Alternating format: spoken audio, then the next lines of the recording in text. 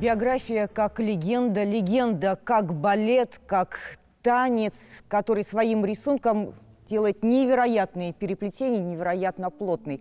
Сегодня в выездной студии «7 дней плюс» Леонид Леонидович Мясин, который всей своей жизнью, своим рождением, своим именем связан с русским балетом, с дягилевскими русскими сезонами. И сегодня мы об этом будем говорить. И эта легенда сегодня здесь, на сцене Татарского театра оперы и балета. Здравствуйте. Здравствуйте.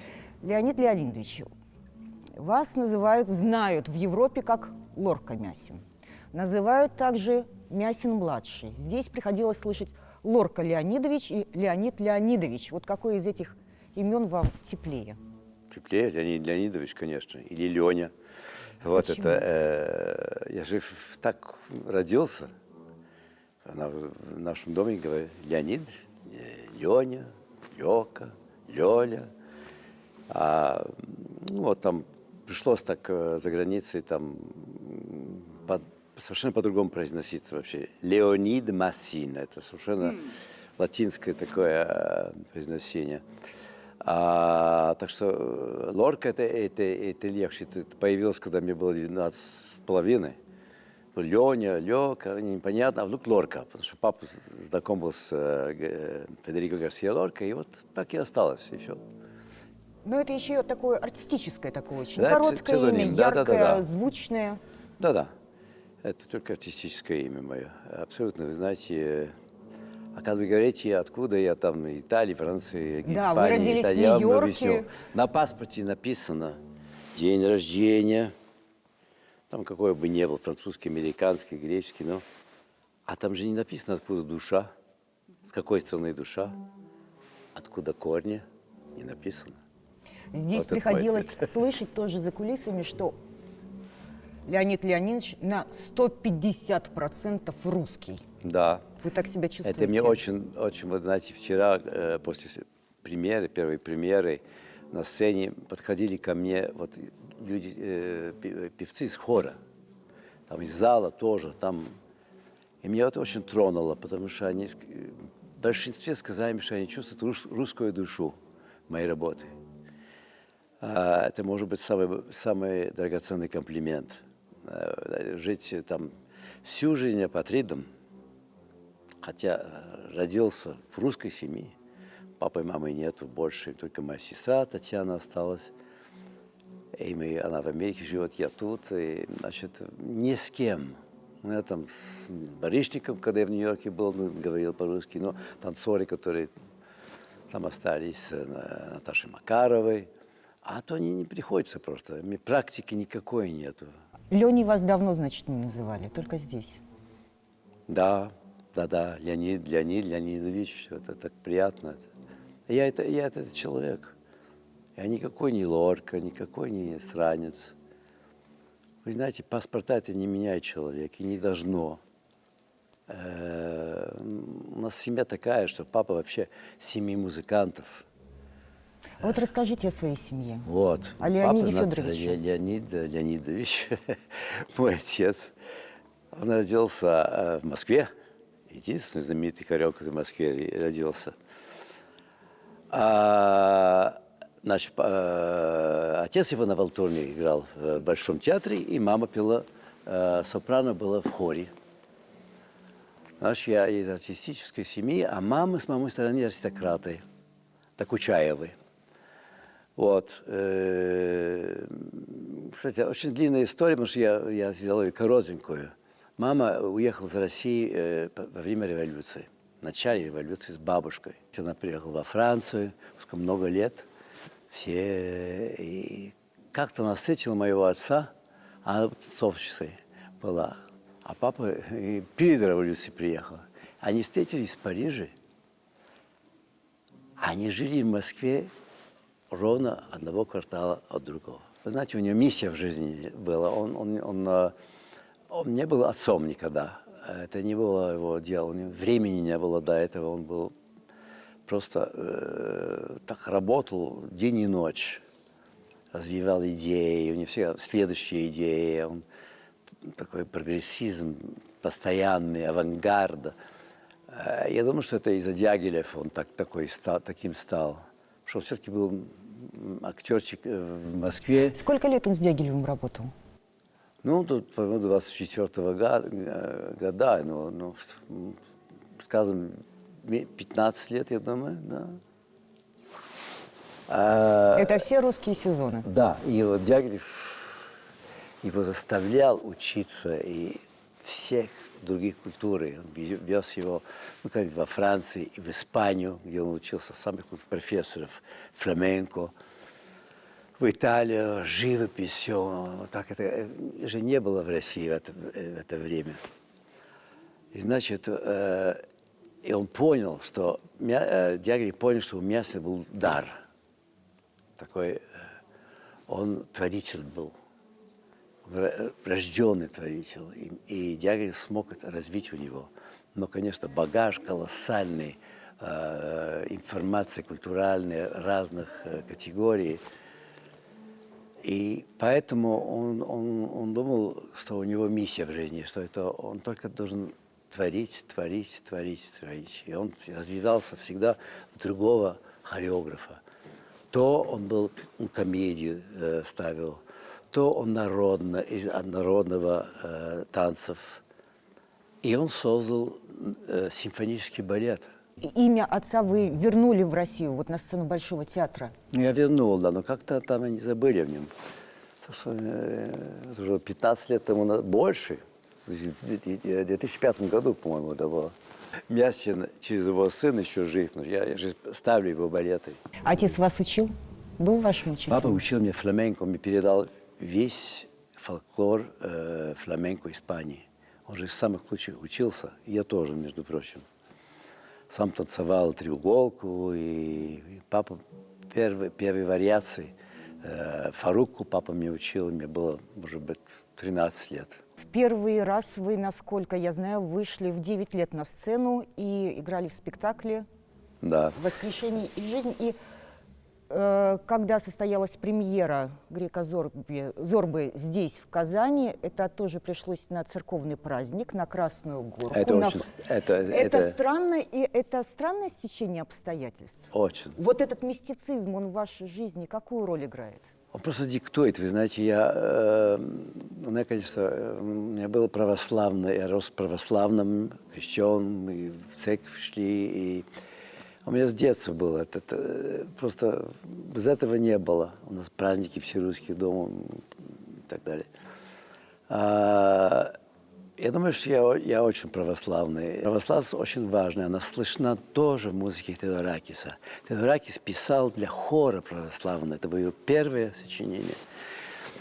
Мы сошлись, я думаю, из-за этого. Вы же пришли к нему, да, с идеей предложить создать балет. Я решил это делать. Я пришел к Микису и сказал ему, вот, слушай, я хочу Зорбу сделать. Только симфонический и хоральный должно быть. Ты должен написать это. Он мне говорит, ну что это провокация. Принимаю. А потом он не знал, что писать, потому что он тоже симфонии писал тогда. Это не было для меня этот настоящий Теодоракис. Значит, я выбрал, там было, может быть, 100 тем, мелодий замечательных. Мне надо было выбрать и написать либретто для этого. И как-то сложить, как пазл, все это. А вот я написал вот такую бумагу колоссальную. Не А4, ну вот, а А15, вот такая. Он сказал, посмотрел, говорит, дай мне один день. Я пересмотрю все. Он звонит мне на следующий день, делаем. И здесь к этой легенде присоединяется еще одна легенда, Владимир Васильев. Я с детства сидел и смотрел на его, я же немножко моложе его, и восторгался ним всю жизнь. И так мы неформально познакомились в Риме. Даже играли в теннис вместе. Вот какой-то короткий перерыв. Я спросил, ну, слушай, Володя, ты не хочешь?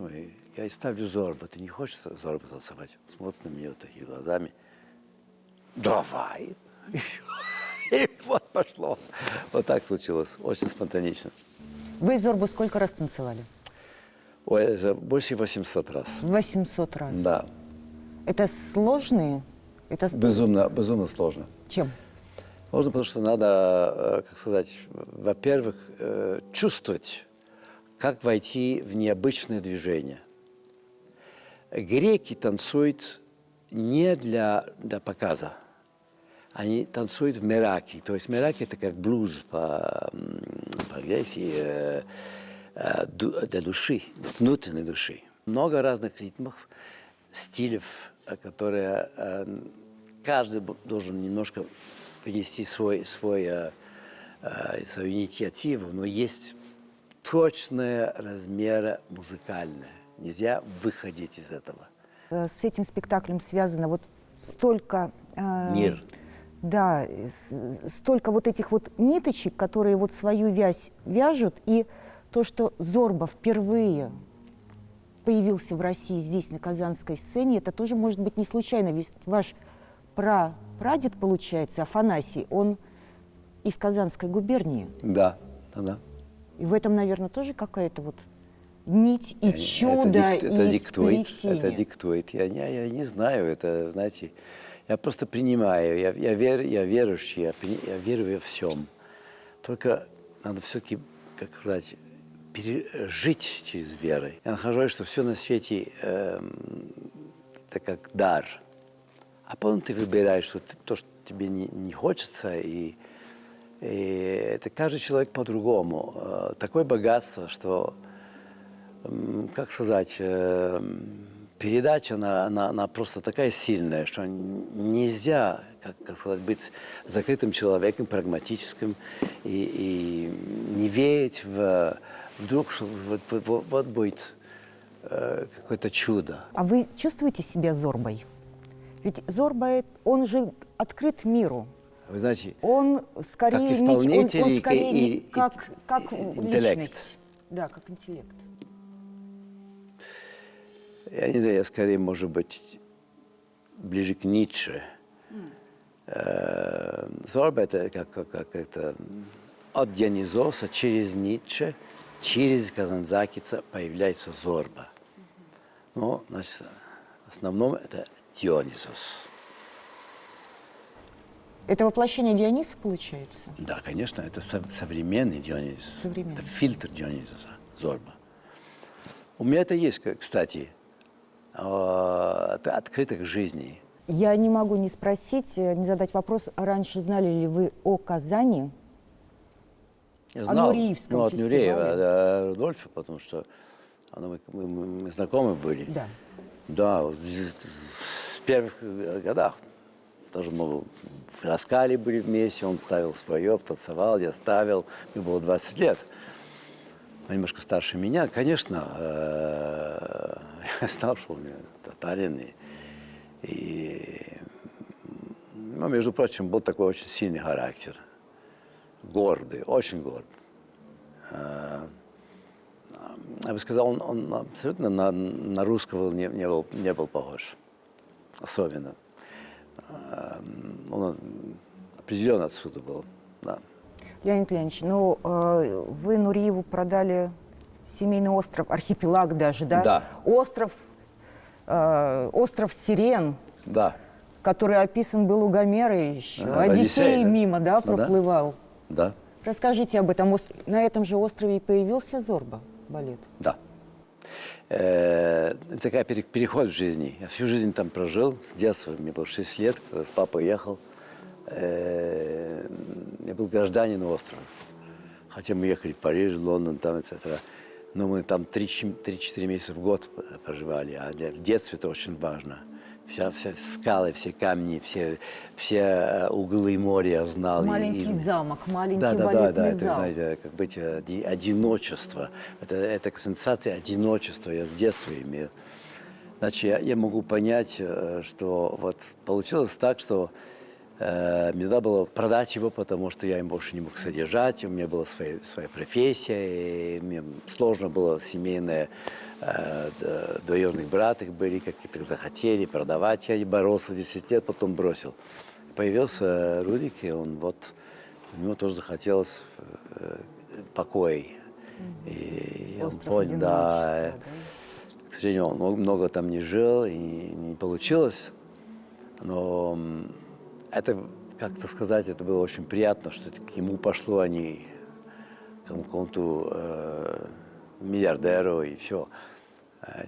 Как-то все-таки... Сейчас этот остров вас ждет? Нет.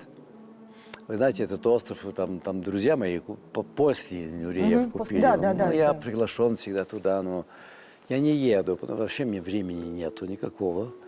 Это мне как-то приятно и одновременно очень больно. А чего ж там? Я повернул страницу, он есть, и все. А я думаю вообще, что остров сам себе принадлежит. Никто не может купить его. Никто. Ну, там же еще сирены пели, да? Ну да. Поэтому он сам по себе. Да. А сюда, в Россию, в Казань, вы с какими чувствами ехали? Что, как я... Вот. Чего ожидали? Пригласили меня в Россию, что я могу сказать? Каким образом это произошло? Директор театра посылает мне мейл. Хотим ли здорово поставить в Казани, интересует ли вас это? Смотрю, я думаю, Где вы находились, в каком городе в этот момент? Я в Париже был. В Париже. Я думаю, это шутка какая-то, кто-то там сделал какую-то шутку. И там. Я же всю жизнь прожил, никто меня в Россию не пригласил, никогда. Ни папа, ни меня. Что это так и до смерти будет? А тут появляется это. Я ответил сразу. Пригласил меня Рафал Сабинович, я прилетел, мы договорились сразу. Он обаятельный человек, я думаю, что он чувствует даже это ракиса, он сам музыкант, и мы сложилось все немедленно. Было такое открытие, и театр открылся, это было мне очень важно уже. Знаете, в жизни мы не знаем, получится, не получится, все может быть. Но что я приехал, что это уже меня пригласили сюда, большая честь была. Это мне открыло часть моей жизни, которую я никогда не мог проверить, не мог. Хотя да. Как здесь работалось с нашей труппой, с нашими артистами? Маша очень помогала мне, дирекция балета, Диана Багаутинова, прекрасный человек, который имеет такой силу воли и когда все трудности переходит. Это мне много помогло. Потому что надо было бороться против, знаете, установленного стиля. Классики. Академической, чистой классики. Это надо разбить раньше и построить наново. И много репетиций, и это получилось. И это еще больше и больше появится. Как вы говорили раньше, например, с Мариной и с Кристиной, это уже видно. Это исполнители главных ролей, которые переломили себя, свою технику и открыли, показали зрителю, публике что-то другое, да? Это очень длинный процесс. Это не сразу получается. Надо иметь много терпения, и через терпение все получается. Но это было невероятно, это на самом деле так. Я бы хотела такой вопрос еще задать. Вы сказали, 800 раз танцевали Зорбу. Да. Последний раз 67. В следующем году у вас юбилей. Да. Мы можем сказать 80 лет. Да. Вы будете танцевать? Да, у меня такая идея есть. Я в хорошей форме, потому что я спортом занимаюсь. Когда у меня нету такого, не чувствую абсолютно свой возраст. А насколько вы себя чувствуете? Как 20 лет. Просто это, может быть, лучше даже. В 20 лет я гулял дико, и немножко распущенным. Хулиганом. Хулиганом, да. Конечно, я жизнь очень любил и праздновал друзей. А сейчас я собрался немножко с 50 лет, после Зорбы как раз. И как я вырос в своем теле опять. И у меня было одно «но» от гена невероятное, от папы и от мамы. Потому что мы просто, и с моей сестрой, мы просто, у нас тело не стареет. Это, значит, это дар Бога просто. У вас черный пояс по дзюдо? Джиу-джитсу. Джиу-джитсу? Карате? Нет, не карате. Джиу-джитсу это называется full контакт джиу-джитсу. Это драки. Наука драки, как самбо в России есть. Видите, такое. Боксом занимаюсь. Много-много лет уже. И это помогает мне немножечко, как сказать, кардио, не терять сердце. А все в этом. Сердце бьется хорошо, все органы отвечают. А кого-то это Турция немножко, устало сердце, все. Если вот вернуться все-таки к постановке, художнику-постановщику вы дали задание создать на сцене ощущение вечности. Он с Да. задачей с этой справился. У вас есть секрет? Вы раскрыли, может быть, какой-то секрет вечности? Ведь действие спектакля происходит в исторических декорациях, древних скульптур, древнего вот этого каменного взгляда, который прошел через тысячелетия. Но это история, ну, которую можно датировать, она могла произойти когда угодно. И 1000 лет назад, и 50 лет назад, и в наше время. Она вечная, эта история. История любви, потерь, утрат. К сожалению, она как-то исчезла. Раз это очень давно было, она все-таки связана с космосом. Не забудем, что греки рождали богов на каждый элемент природы. Луна, солнце, там огонь. И это, как сказать, это самая сильная форма театра. У нас в театре присутствует все боги, я думаю. И греческий театр древний нас научил современности. Это что современность? Это то, что в одном помещении, простое помещение, такая стройка, амфитеатры и эти самые арки, и все, выходят духи. Хор выходит, он рассказывает и критикует даже актеров. И зрители участвуют. Ну, это катарсис, конечно. Но откуда это все придет? Они смотрели вот на